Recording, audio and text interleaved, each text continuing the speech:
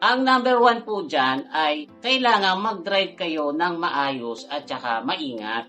Kasi alam nyo guys, kahit nasabihin pa natin yung CVT ay gawa ng Toyota or ng Honda or yan na yung pinaka-modern, kung magiging abuso po tayo sa pagdadrive, mas magiging maiksi talaga ang buhay niyan kaysa doon sa naka-CVT rin pero mas maayos mag-drive. Iwasan po natin yung aggressive driving. Huwag po nating ilo-launch yung sasakyan or yung bang parang lumalaban ng drag race mula dun sa full stop ay biglang aarangkada at nagpapakamot pa. Wala po kasing mabuting itutulot yan doon sa CVT natin. Ganon din po yung halimbawa, matuling kayo tas bigla kayong hihinto, hindi rin po yan maganda doon sa CVT transmission. Ang mga pulley po kasi at saka belt ng CVT ay may limit din kung gaano kabilis ito mag-a-adjust ng ratio niya. Kapag palagi po tayong nagpa-fast accelerate pagkatapos fast decelerate, ay na-applyan po kasi natin ng unnecessary force or strain yung mga pulley at saka belt.